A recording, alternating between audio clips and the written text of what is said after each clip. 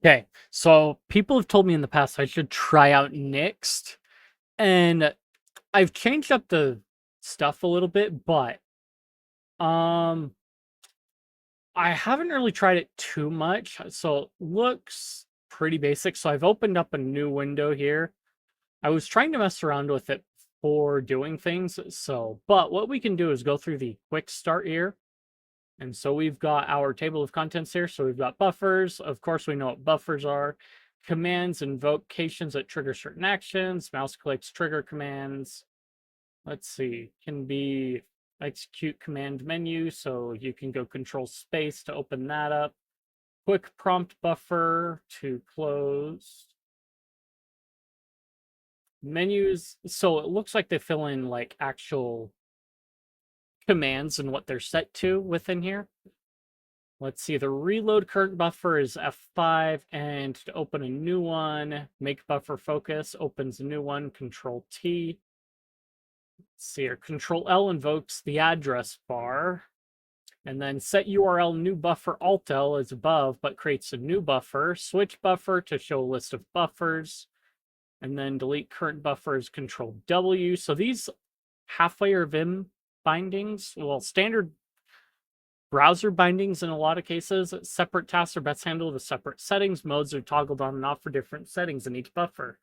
To enjoy the imageless web, you can enable no image mode by invoking command no image mode. You can access this command and all others via the execute command, control space, list of all modes, and so on. Then we can start using Nyxt. So what I've been having a hard time doing is, let's go to the manual here. So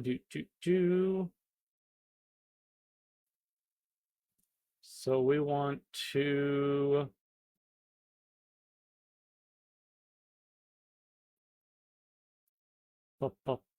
prompt buffer.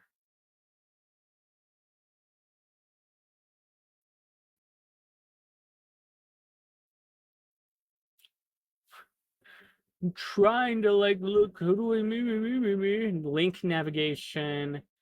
So control J to follow a hint, new buffer focus, control U, control J. I'm getting emacs vibes here, but anyway.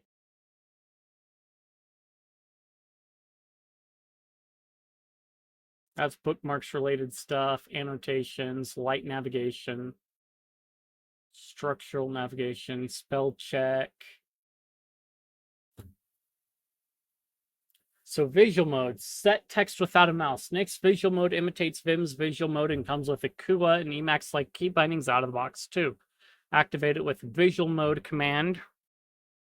Visual mode provides the following. Visual mode, control C, toggle mark, select paragraph, forward line, backward line, end line, forward. Commands designed to ease use for KUA users, but available to all users.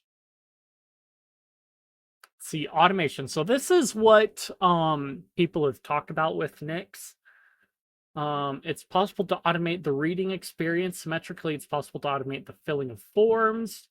It's also possible to automate actions over time. So you can sit there and create macros to fill in entire forms on web pages.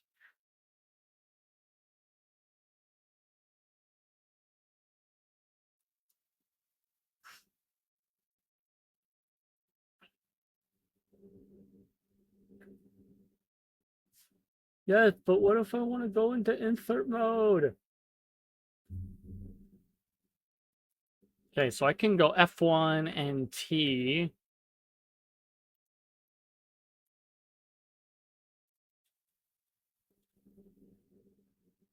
Oh, that opens this up. Dang it. And you can see our tabs stack up right here like it's power line.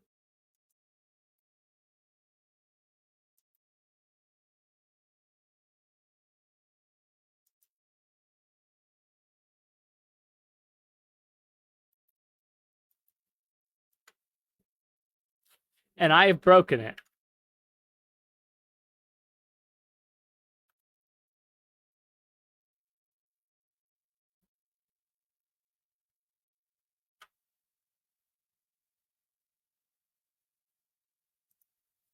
Okay, so if I go, see, I can go over here and hit that. And I can go visual mode, or I can go insert mode. I can look for actually insert text like that. I can go find our Nyxt browser, the hacker's browser. So yeah, this is what we're looking at. I haven't totally gone through. So you can jump headings using different shortcuts, switch between your tabs. Find the right info in the first time, multi-tab stuff. So you can search across multiple tabs. I haven't messed with that. Executing commands, built-in programmability. You can see the emacs in it already very heavily. So the big thing a lot of people do, I guess, is like the automation and customize stuff. Let's see, lossless tree history. Man. So tree-based history and so on. Let's go to the manual again.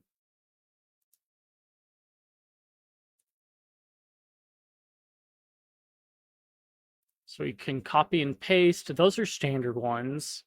So what I want, copy username, password, copy password prompt details.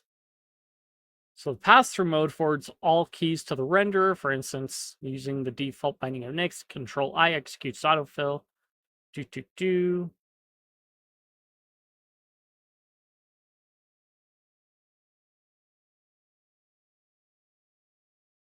Okay, so we go Control Space, and it comes up with that, and we can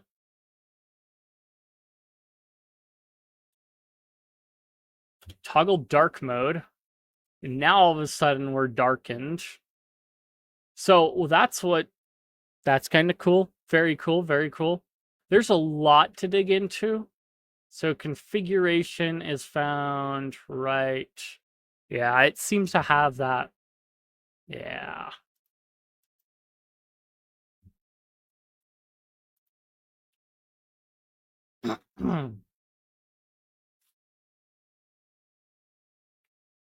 Input buffers can also receive a web buffer class used for web pages, prompt buffer, both inherit. You can configure one, blah, blah, blah.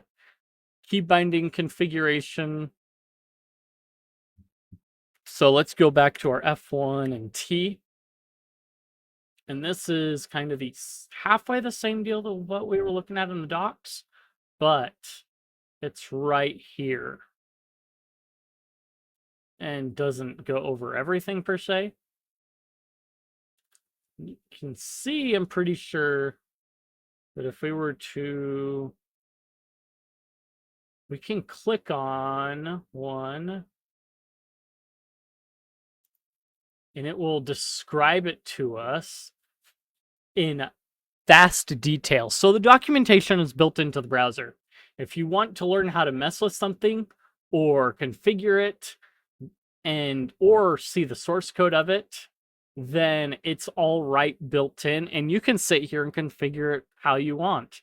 It's probably better than a lot of those browsers that I've been had emails about for automating stuff like scalping and what have you, but it's not built for that. It's built for doing cool stuff instead.